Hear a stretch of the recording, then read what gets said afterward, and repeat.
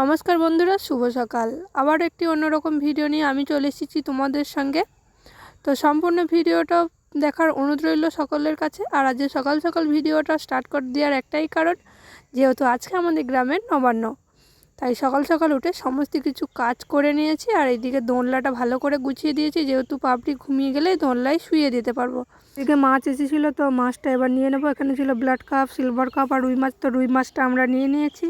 এবার স্নান টান করে আমি সমস্ত কিছু ফল কেটে নেব।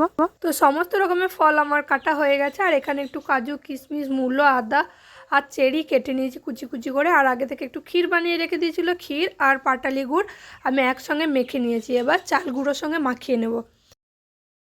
তো এই নবান্নটা অনেকভাবে মাখে, তো আমি বেশিরভাগ এইভাবেই মাখি। আর প্রতিবার নবান্নটা আমিই মাখি। তো আমি এখানে মন্ডা, কালাকাঁদ, তারপরে পাটালি গুড়, ক্ষীর, দুধ আর যত রকমের ফল ছিল সব রকমের ফল দিয়েছি। আর কাজু, কিশমিশ, দেখলে চেরি, আর আমাদের নিয়ম আছে একটু আদার মূলও কিন্তু দিতেই হবে।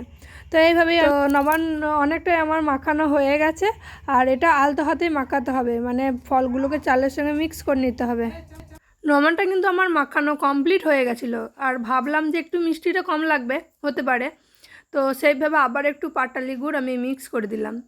তো এই যে আমার নবান্ন মাখানো কমপ্লিট হয়ে গেছে। এবার ওপর থেকে আমি কাজু, কিশমিশ, মূলো, আদা, চেরি এটা একটু ডেকোরেশন করে দেবো। আর যেহেতু আমি তখন কমলা লেবু আর তোমার বেদানাটা দিইনি, তাই এবার ওপর থেকে একটু ডেকোরেশন করে দেবো। তো রেডি হয়ে গেল আমাদের চাল নবান্ন। তো এবার ঠাকুরকে আমরা নিবেদন করে দেবো। আর নবান্নটা মাখাতে গিয়ে অনেকটা দেরি হয়ে গেছিলো, যেহেতু 12টা বেজে গেছিলো। আর বলতে বলতে ঘরের ঠাকুরকে দেওয়া হয়ে গেছে, বাইরেও দেওয়া হয়ে গেছে। এবার আমরা সবাই মিলে খেয়ে নেব। তো চাল নবান্ন মাখানো আমাদের খাওয়া হয়ে গেছে। আর খাওয়ার পর দেখলাম আমাদের বাড়িতে এই হরিনাম এসেছিলো। কোনোবার আসে না, এবারই এসেছে, তাই একটু ভালো লাগলো। তো সবাই মিলে আমরা হরিনাম শুনছিলাম আর তোমাদেরকেও একটু দেখালাম। আর বাবা মা বোন সবাই মিলে একটু প্রণাম করে নিল। আর এইদিকে দুপুরবেলা আমাদের রান্না হয়ে গিয়েছিলো, রান্না কমপ্লিট। তো সেই রান্না আজকে কী করেছিল, ভাত, শাক, ডাল, 7 রকমের ভাজা, বাঁধাকপির তরকারি, মাছের রসা। আর আগে কিন্তু সমস্ত কিছু তুলে নেওয়া হয়েছে, যেহেতু আমাদের ভাতটাও বাড়াতে হবে, তাই আগে থেকে নিরামিষভাবে সব কিছু তুলে নিয়েছিল মা। তো এই যে দিয়ে দিয়েছি এদিকে। এবার যেহেতু বাড়ানো হয়ে গেছে, আর আমরা এবার খেয়ে নেব। তো দুপুরবেলায় আমি অল্প করে নিয়েছি, যেহেতু অনেকটাই লেট হয়ে গিয়েছিলো খেতেও, তাই অল্প করে নিয়ে নিয়েছি। এবার খেয়ে নেব। আর বাঁধাকপির তরকারি, মাছের রসা এতটাই সুন্দর হয়েছে যে কি বলবো। তো এবার ওই যে খেয়ে নিচ্ছি। তো খেয়ে দিয়ে আবার ফিরে আসছি তোমাদের সঙ্গে। ততক্ষণ আমার সঙ্গে থাকো। আর হ্যাঁ, কমেন্টে কিন্তু তোমরা জানাবে কে কী রকমভাবে নবান্ন মাখো আর কোথায় কোথায় নবান্ন হয়, এটা কিন্তু কমেন্টে জানাবে। তো খাওয়া দাওয়া কমপ্লিট হয়ে গেছে, সাজুগুজু করে নিয়েছি আর ঠাকুর দেখতে বেরিয়ে পড়েছি আমরা সবাই মিলে। সবাই মিলে বলতে আমি, বোন আর পাবড়ি। যেহেতু ওকে রাত করে ঠাকুর দেখতে নিয়ে গেলে ওর একটু ঠান্ডা লেগে যাবে, আর এমনিতেই ওর ঠান্ডা লেগেছে। তো এটা হলো আমাদের পাড়ার ঠাকুর, এরপর অন্য পাড়ায় যাব।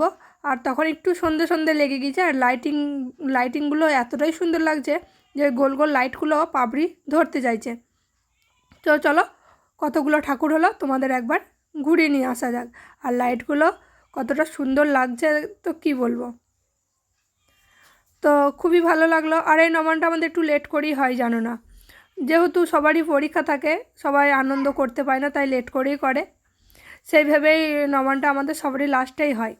তো এই যে আমাদের গ্রামের সব ঠাকুরগুলো তোমাদের দেখাচ্ছি, তোমরা দেখে বলবে কেমন লাগলো। আর লাস্টে কিন্তু একটা ভূতের মানে থিম করেছিল, যেটা তো আরোই মানে মজা লেগেছে, খুবই মজা লেগেছে। যেহেতু গ্রামে এরকম ভাবাটা খুবই ভালো, এরকম একটা ব্যাপার। তো এই যে দেখো, মানে সন্ধ্যেতে অতটাও একটা মানে ভয় লাগছিল না। যারা অনেকটা রাত্রে গিয়েছে তারা বলছিল হ্যাঁ খুব ভয় লাগছিল। তো এই যে আমাদের সেই থিম, আর এখানটা করে অনেক লোক হয়েছিল, মানে এই ভূতের থিমটা দেখার জন্য। আর এই যে দেখো, একজনা গাছের মধ্যে উঠে মুড়ি ভাজছে, মানে পেতনি বলছিল যেহেতু। আর একবার লাইটটা কিন্তু অফ করে দিয়েছিল, তখন তো আরোই ভয় লাগছিল। আর তোমরা দেখে বলবে যে আর আমাদের গ্রামটা খুব একটা বড় না, ছোট্টর মধ্যে না অনেকগুলো ঠাকুর হয়। আর এবার যেহেতু এটা নতুনত্ব করেছে, তো আরোই ভালো লেগেছে। তো তোমাদের কেমন লাগলো সেটা কিন্তু আমাকে কমেন্টে জানাবে। আর আমার তো খুবই ভালো লেগেছে, যেহেতু একটা বছরের অপেক্ষায় আমরা থাকি। আর আমাদের গ্রামে মানে দুটো ওকেশনে খুবই ধুম হয়, যেটা হলো আষাঢ় মাসে মানে পুজো, আষাঢ় নবমী পুজো, আর একটা হলো এই যে অঘ্রাণ মাসে তোমার নবান্ন। তো এই দুটোই খুব ধুমধাম করে হয়। আর অনুষ্ঠান হয় না বলতে কি চলে না, হয়, সেরকমভাবে হয় না, ছোট্টখাট্টোর মধ্যেই সব রকম অনুষ্ঠানই হয়। আর এটা ছিল ওই যে ভূতের থিম করেছিল ওই জায়গাটায় এত মানুষজন। তো ঠাকুর দেখা কমপ্লিট হয়ে গেছে। আর মেলায় যেহেতু দুটোই মেলা বসেছিল, এবার খুব একটা জায়গা যেহেতু পাইনি, তাই অল্পই মেলা বসেছিল। তো আসার সময় এই বেলুনটার বলটা, আর যেহেতু পাবড়ি এখন খুব ফোন নিচ্ছে, ওর ফোন, তাই ওকে একটা ফোন কিনে দিয়েছি, যেহেতু ছোটোবেলায় এই ফোনটা আমরা খুবই মানে দেখেছি এরকম। তো এটা তারপরের দিনের ভিডিও ছিল, যেটা আমরা সবাই মিলে খুব মজা করেছি, খুব নাচ করেছি।